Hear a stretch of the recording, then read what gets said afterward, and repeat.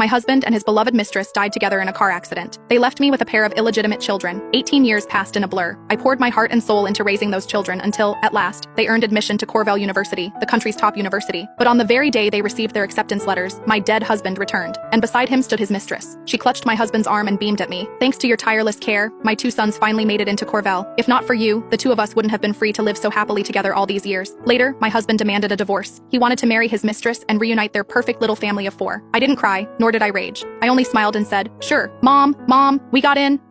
I was in the kitchen preparing dinner when the excited shouts of my sons echoed from the study. Mom, we both got into Cornell. The two of them rushed out, throwing their arms around me in unison. I looked up at my boys, now towering over me by a head, and my heart swelled with pride. You two are incredible. You'll always be Mommy's pride and joy. My husband had been gone for many years. As a single mother, I had raised the boys on my own for 18 long years. And now, seeing them admitted into one of the nation's top universities, I could hardly put my joy into words. Mom, we owe it all to you for raising us so tirelessly all these years. Yeah, Mom, without your patient guidance, we'd never have made it this far." The twins had always been filial and considerate. They knew how much I had sacrificed for them, and often promised that once they graduated and found good jobs, they would ensure I lived out my old age in comfort. Their words filled me with warmth. And then I remembered 2 days from now would be their birthday. In previous years, I had always booked a private dining room at a hotel for their celebrations. But this year, I thought, why not combine their birthday party with a banquet to celebrate their admission? It would be lively, joyful, and memorable. I went ahead and reserved a grand hall at the finest restaurant in the city. At the same time, I shared the news of their admission in the family group chat. The moment the message went out, the notifications exploded, 99 in an instant. I skimmed through the messages, then sent the banquet location to the group. With everything arranged, I silenced my phone, set it aside, and quietly waited for the day of their birthday banquet to arrive. The birthday banquet was set for 10 o'clock in the morning, 2 days later. That day, I arrived at the restaurant early. I went over the menu and the event program again and again, determined that not a single detail be overlooked. Most of the guests were from the Grant family. None of my own relatives came. Back then, when I defied everyone's objections and insisted on raising the twin sons of my husband, Jeremy Grant, and his mistress, Janie Winston, my parents had been so furious they nearly collapsed from rage. Even after all these years, they still couldn't understand why I had thrown away a good life just to suffer and raise another woman's children. Supported by relatives, my in-laws entered the hall. They went straight to the main seats and sat down. My husband's elder brother and younger sister, along with their families, filled the seats at either side. The main table was set for 8.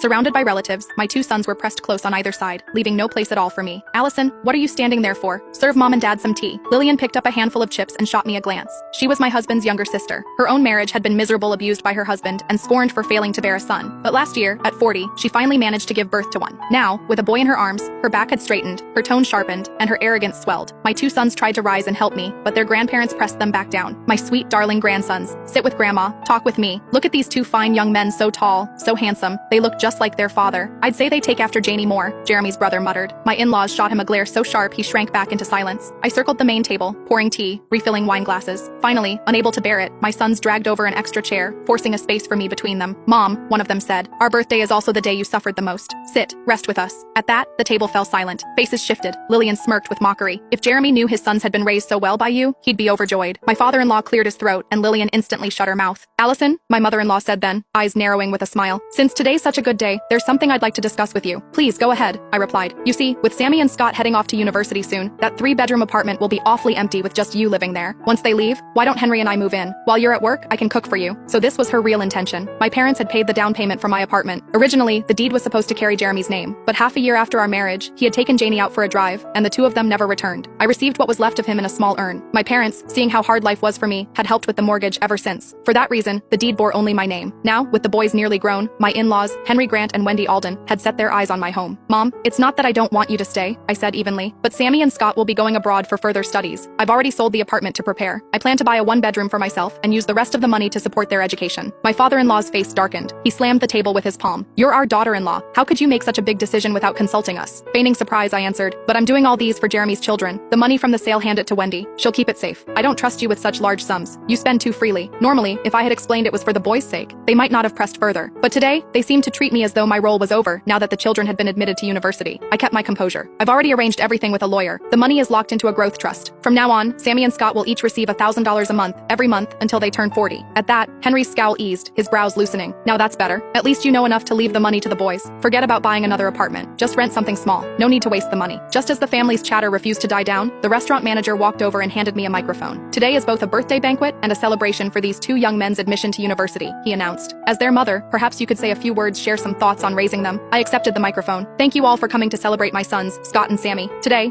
your sons got into Corvell, but what kind of occasion is this without their real parents here? A voice cut me off mid-sentence. A man and a woman entered, hand in hand. I lifted my head and froze. Even after 18 years, I knew them instantly. One was my long-dead husband, Jeremy. The other, his mistress, Janie. The hall erupted into gasps and whispers. Yet my in-laws, seated in the place of honor, didn't even flinch. Not only were they unshaken by their son's resurrection, but they actually pulled Janie to their side and gave her a seat of honor. And Jeremy, the man whose ashes I had buried nearly 2 decades ago, strode right up to me. Allison, you were never much of a wife, but as a mother, I'll give you credit. You did well. At last, Sammy and Scott seemed to grasp what was happening. What's going on? They demanded. Jeremy pointed at Janie. She's your real mother. Allison is just a barren hen who couldn't give me children. If it hadn't been for her refusing to divorce me, threatening me with death, our family would never have been torn apart for 18 years. Before I could speak, the Grant family at the main table chimed in, one after another. That's right. Back then, Allison refused to let Jeremy go. And that's why you were separated from your true parents all these years. Don't be fooled by her raising you well. Her heart has always been twisted. But now, everything's worked out. You boys have grown up, and you've made it into Corvell. At last, you can be reunited with your real parents. My sons stood frozen, confused and dazed, not knowing what to believe. Janie broke into tears, clutching their hands while fumbling with her phone. I am your real mother. Every year, I send you gifts. I even watched you secretly after school. Then she turned to me with glistening eyes. Allison, thank you for raising my sons so well. Jeremy slipped his arm around her shoulders, casting me a mocking glance. Now, come with me to finalize the divorce. It's been 18 years. I'm going to marry Janie. She deserves that. Everyone expected me to explode, to weep and rail against them. The Grant relatives leaned forward, eager to watch the drama unfold. Instead, I smiled. Very well. Tomorrow, I'll divorce you. Then the 4 of you can finally reunite. Gasps rippled through the hall. Stunned silence followed. No one could believe it. Not the guests, not the Grant family, not even Jeremy and Janie. 18 years of sacrifice just handed over, like nothing. Even they stared wide-eyed, at a loss.